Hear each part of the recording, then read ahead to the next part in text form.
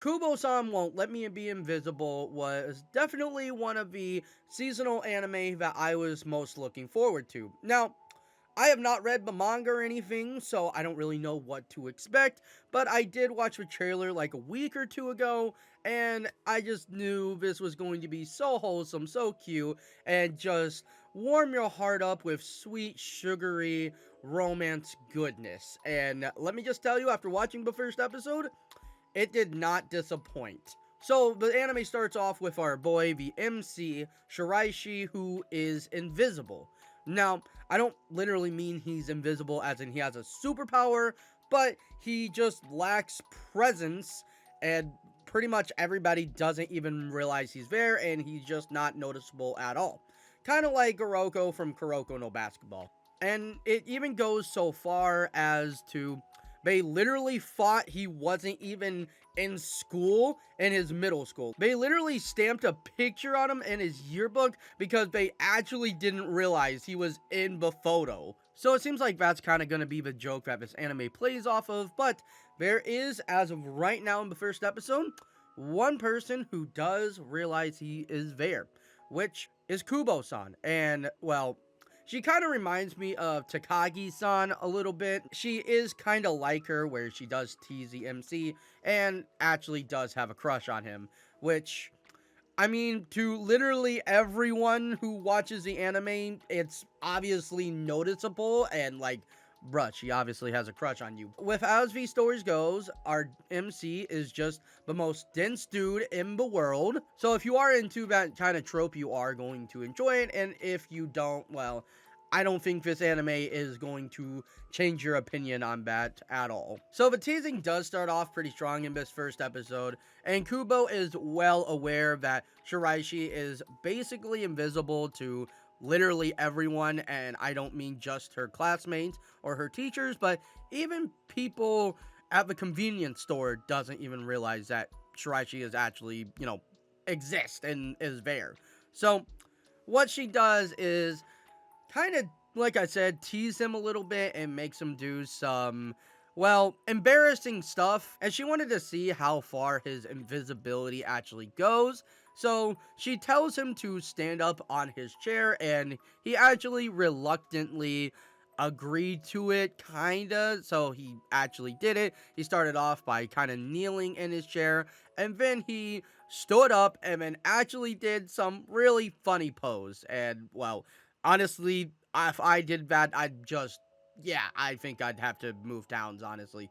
And literally no one noticed except for his teacher. And that's when everyone noticed. So him literally standing up in the middle of his class on his chair still made him have no presence at all, except for the teacher. So another cute moment where Kubo does tease Shiraishi is when Kubo was actually kind of mad and upset with Shiraishi because when they first walked into school, Kubo did say good morning to him, and he kind of did just ignore her.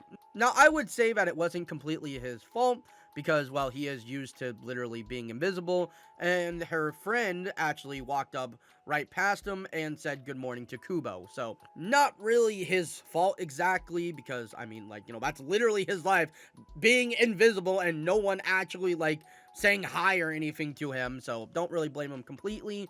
And so, as a punishment, as she said, she actually does sit in his lap and was teasing him about it. It's like, oh, wait, what if, everybody sees this? And, he literally just freezes. His brain literally malfunctioned. The teasing is quite cute and wholesome and adorable. And if you want something kinda a little less mean, I guess you could say, than Nagatoro, although I wouldn't even say Nagatoro is bad. It's kind of shots at it, but at the same time, Nagatoro is peak, so don't get me wrong.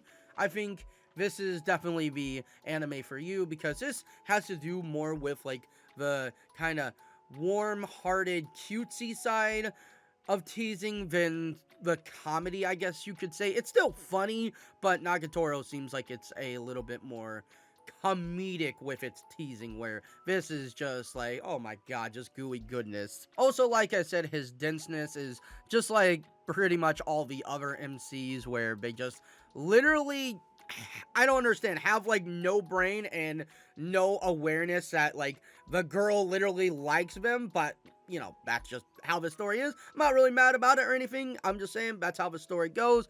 And he does question her, like, why she does this.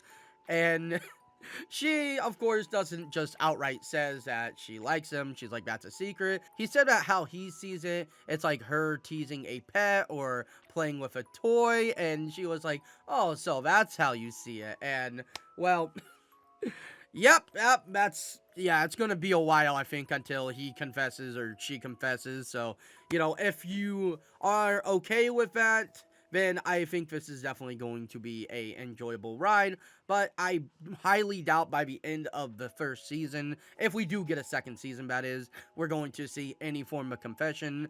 Right now, it has a respectable 7.7 on my anime list. I'm not really surprised by that, and I'm actually quite happy with that score. I gave it a 7. If I could give it like a 7.5, I would. I know it's kind of weird to give a rating on the first episode, but I personally do, because I kind of can get the gist of how I'm going to feel about an anime before it even ends, or like if I get more into it.